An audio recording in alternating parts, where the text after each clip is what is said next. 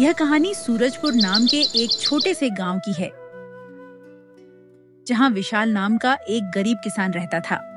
विशाल के परिवार में उसके अलावा उसकी पत्नी मीरा और एक बेटा शेखर था, जिनके साथ वह बहुत खुशी खुशी रहता था। विशाल के पास गांव में अपनी एक जमीन थी, जहां पर खेती कर वह अपने घर का पालन पोषण करता था। परंतु अब उसकी वह जमीन पहले की तरह उपजाऊ नहीं रही थी। धीरे धीरे उसकी जमीन से फसल की पैदावार भी कम होने लगी थी। एक दिन इसी चिंता में वह अपनी जमीन के पास बैठा होता है और कमाने का कोई और जरिया सोचने लगता है। दिन प्रतिदिन मेरे इस जमीन से उगने वाली फसल कम होते जा रही है। लगता है मुझे अब कोई दूसरी जमीन लेकर काम करना होगा या तो कोई और जरिया ढूंढना होगा कमाने का। पर अब मैं इस जमीन के भरोसे नहीं रह सकता हूं। चलो एक बार चल के मीरा से राय लेकर देखता हूं, वह क्या कहती है इस बारे में। विशाल तुरंत खेत से अपने घर की तरफ चल पड़ता है। घर पहुंचकर वह सबसे पहले अपनी पत्नी मीरा को आवाज लगाता है। मीरा, जरा यहाँ आना तो, तुमसे एक जरूरी बात करनी है। विशाल की आवाज सुनकर मीरा वहाँ आ जाती है। बोलिए, आपने मुझे बुलाया क्या? मीरा, तुम तो जानती हो हमारी जमीन अब पहले की तरह इतनी उपजाऊ नहीं रही है, और अगर मैं ज्यादा खाद वगैरह डालने की कोशिश करूंगा तो कहीं उसकी मिट्टी और खराब ना हो जाए। इसलिए सोच रहा हूं कि कुछ समय के लिए उस जमीन पर खेती करना छोड़ दूं। हर साल थोड़ी थोड़ी खाद उसमें डालता रहूंगा, जिससे कुछ सालों बाद वह पहले की तरह उपजाऊ हो जाएगी। फिर उसमें खेती करना शुरू कर दूंगा। हाँ, ये ठीक रहेगा। इससे आपकी जमीन भी सही रहेगी और उसमें उगने वाली फसल भी। हाँ, पर तब तक मैं क्या करूं? क्योंकि मेरे पास दूसरी तो कोई जमीन नहीं है, तो घर का खर्च चलाने और शेखर की पढ़ाई के लिए कहां से पैसे जुटा पाऊंगा? आप एक काम क्यों नहीं करते? एक बार जाकर गांव के जमींदार धर्मपाल काका से मिल लीजिए। वह तो बहुत अच्छे और नेक दिल हैं। वह आपकी जरूर कोई मदद करेंगे। हाँ मीरा, यह ठीक रहेगा, क्योंकि काका अगर कोई नया काम भी करने बोलेंगे तो वह उसमें भी मेरी मदद कर देंगे।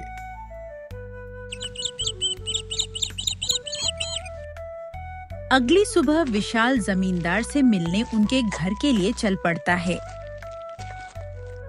जमींदार के घर के बाहर पहुंचकर वह जमींदार को आवाज लगाता है। क्या आप घर पर हो? विशाल की आवाज सुनकर जमींदार बाहर आता है। अरे आओ विशाल बेटा, बोलो क्या हुआ? कुछ काम था क्या? हाँ काका, आपकी एक मदद चाहिए थी। हाँ बोलो ना बेटा, मैं किस प्रकार तुम्हारी मदद कर सकता हूँ? विशाल फटाफट से जमींदार को अपने खेत की हालत बता देता है। तो इसमें परेशान क्यों होना बेटा? काका, मेरे पास एक ही जमीन है जिस पर खेती कर मैं अपने घर का खर्च चलाता हूँ, और मैंने आज तक खेती के अलावा कोई दूसरा काम भी कभी किया नहीं। तो अब यही नहीं समझ रहा है मैं क्या करूं? बेटा, खेती के अलावा दूसरा काम क्यों करना? तुम एक काम करो, मेरे पास गांव के बाहर एक जमीन है, तुम उस पर खेती करो। काका, पर इससे तो आपका नुकसान हो जाएगा। नहीं बेटा, कोई नुकसान नहीं होगा। इसी बहाने तुम मेरी जमीन की देखरेख भी करोगे, क्योंकि अब तो मेरी उम्र भी हो गई है और मेरा बेटा भी देवगढ़ शहर में रहता है। तो इससे तुम्हारा भी भला हो जाएगा और मेरी भी थोड़ी जिम्मेदारी कम रहेगी। ठीक है काका, अगर ऐसी बात है तो मैं कल से ही उस खेत पर काम करने चला जाऊंगा। विशाल जमींदार को धन्यवाद कहकर वहां से अपने घर के लिए निकल जाता है।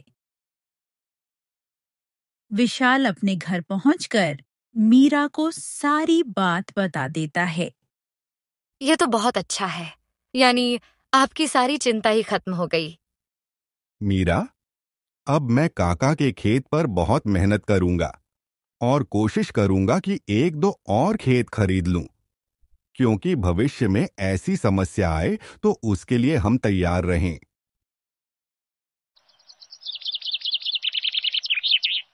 अगली सुबह विशाल जमींदार के खेत पर काम करने निकलने वाला होता है तो सोचता है काका की जमीन गांव के बाहर है तो शायद शाम को आते आते देर हो जाए, इसलिए मीरा को बोलकर जाता हूँ। मीरा जरा यहाँ आना तो। विशाल को बुलाता सुन मीरा वहाँ आती है। बोलिए, आपने बुलाया मुझे? हाँ मीरा, सुनो, काका का खेत गांव के बाहर है तो मुझे शाम को घर लौटने में थोड़ी देर भी हो सकती है, तो अगर मुझे देर हो जाए तो तुम और शेखर खाना खाकर सो जाना। ठीक है, पर अपना ध्यान रखना और हाँ, 1 मिनट रुकना, मैं आपके खाने का डिब्बा लेकर आती हूँ, वह लेकर ही जाना। फिर क्या था, विशाल अपना खाने का डिब्बा लेकर गांव के बाहर वाली जमीन पर काम करने चल पड़ता है। चलते चलते कुछ समय बाद वह गांव के बाहर वाली जमीन पर पहुंच जाता है। चलो, अब पहुंच गया हूं तो फटाफट से खेत पर काम करना शुरू कर देता हूं। विशाल अपनी कुदाल उठाकर खेत पर काम करना शुरू कर देता है। विशाल को अभी काम करते कुछ समय हुआ ही था कि तभी पीछे से एक सांप आकर उसे काट लेता है। सांप के काटने के कुछ समय में ही विशाल चक्कर खाकर वहीं गिर जाता है। यहाँ विशाल सांप के काटने से बेहोश हो चुका था, पर गांव के बाहर होने के कारण उसकी खबर अब तक उसके घर वालों को नहीं चलती है। सुबह की अब रात हो जाती है और मीरा विशाल का इंतजार कर रही होती है। माँ को इतना परेशान देख शेखर पूछता है, बेटा, तुम्हारे पिताजी आज काम करने जमींदार काका के गांव के बाहर वाली जमीन पर गए हैं और उन्होंने मुझे बोला भी था कि उन्हें आते आते देर हो जाएगी, पर अब कुछ ज्यादा ही समय हो गया है। माँ, आप क्यों फिक्र कर रही हो? पिताजी ने जब बोला था कि उन्हें आने में देर होगी तो कुछ सोच समझकर कहाँ होगा। एक काम कीजिए, आप जाकर सो जाइए। शेखर की बात सुनकर मीरा अपने कमरे में सोने के लिए चली जाती है।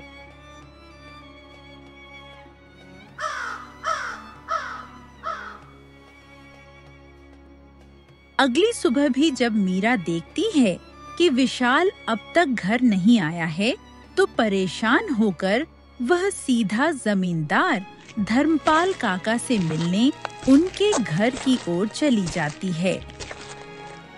मीरा जमींदार के घर पहुंचकर उनसे विशाल के बारे में पूछने लगती है। नमस्ते जमींदार काका। नमस्ते बेटी, बताओ कैसे आना हुआ और विशाल की तबीयत अब कैसी है? काका, विशाल कल आपके गांव के बाहर वाले खेत में काम करने गए थे, पर अब तक घर नहीं आए हैं। क्या कहा बेटी? विशाल कल गया था और अब तक घर नहीं आया? हाँ काका, उन्होंने मुझे कहा था कि खेत गांव के बाहर है तो आते आते रात हो जाएगी, पर अब तो रात की सुबह हो गई, पर वह अब तक नहीं आए हैं। चिंता मत करो बेटी, मुझे थोड़ा समय दो, मैं अभी किसी को भेजकर पता लगाता हूँ कि विशाल कहाँ है।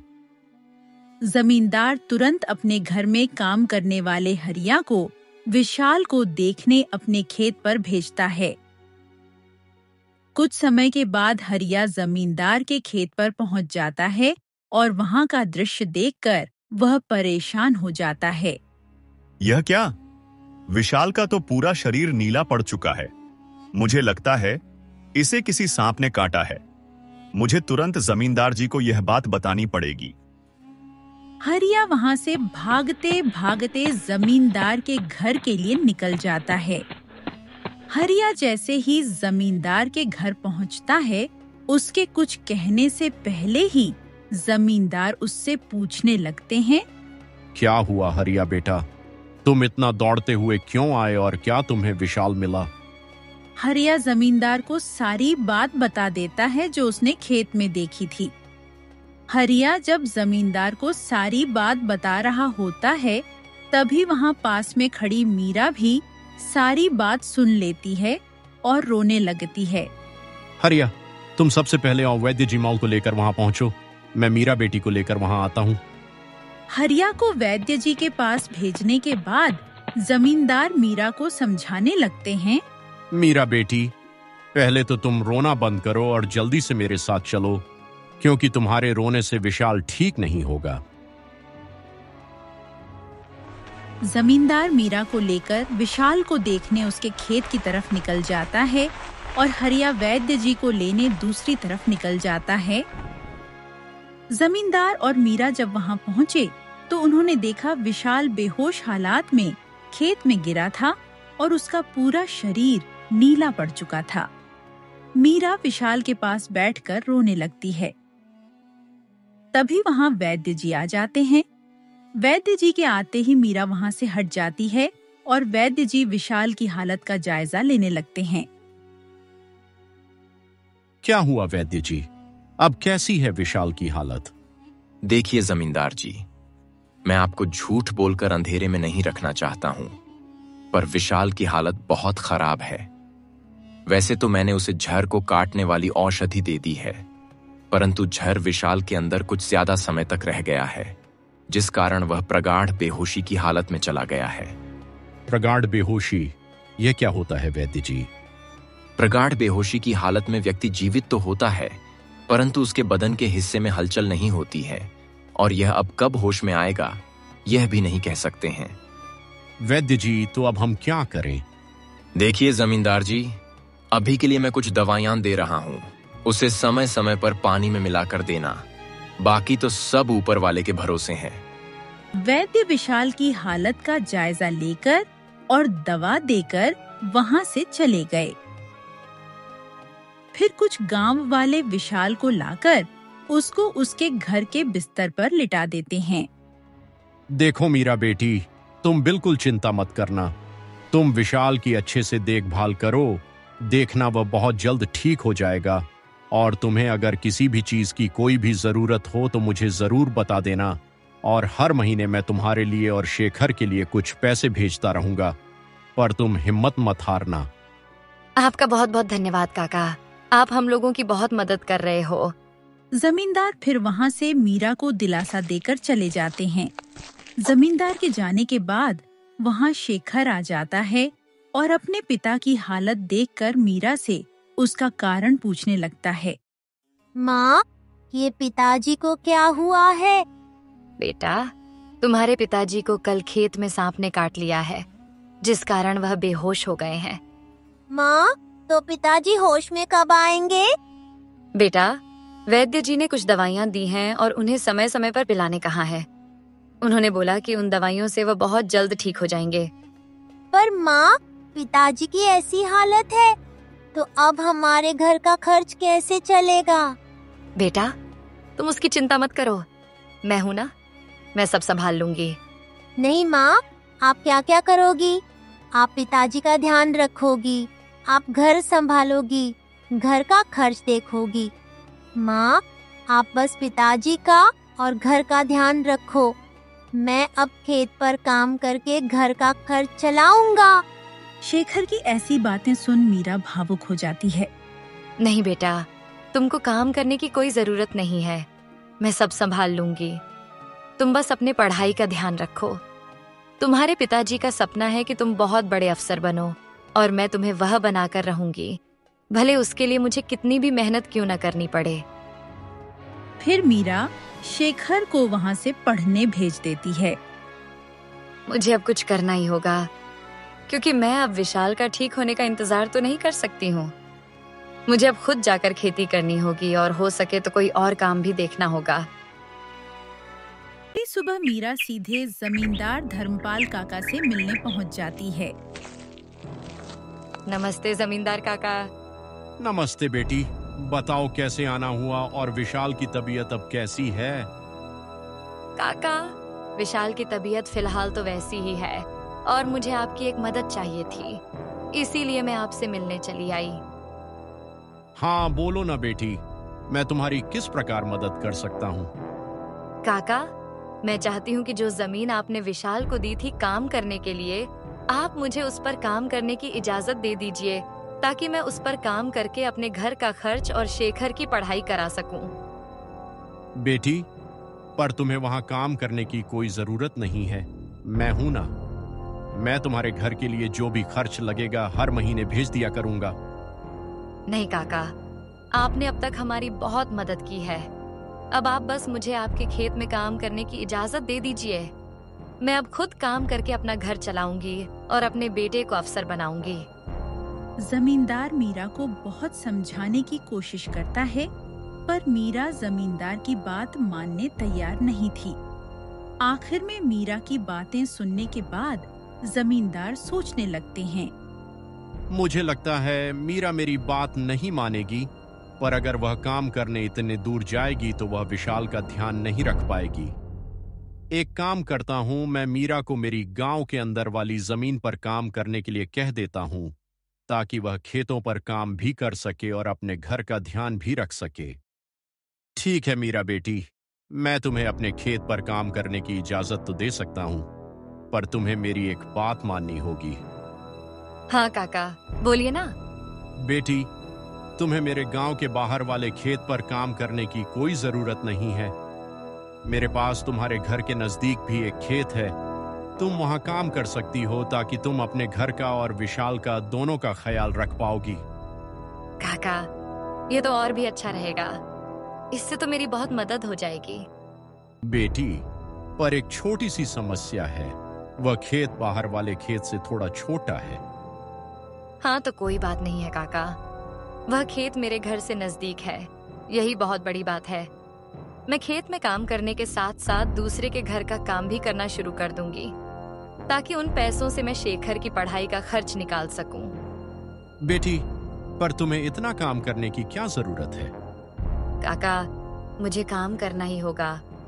विशाल का सपना था कि शेखर पढ़ लिख कर बड़ा आदमी बने। अगर मैं मेहनत नहीं करूंगी तो उसका सपना अधूरा रह जाएगा। शेखर की पढ़ाई के लिए और घर चलाने के लिए मुझे हर हाल में यह जिम्मेदारी उठानी पड़ेगी।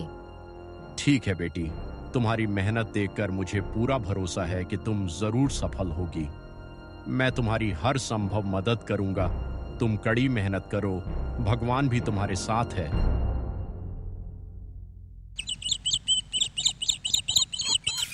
मीरा ने जमींदार के गांव के अंदर वाले खेत पर काम करना शुरू कर दिया। वह सुबह खेत पर काम करती और दोपहर के बाद गांव के घरों में सफाई और खाना बनाने जैसे छोटे मोटे काम करने जाती।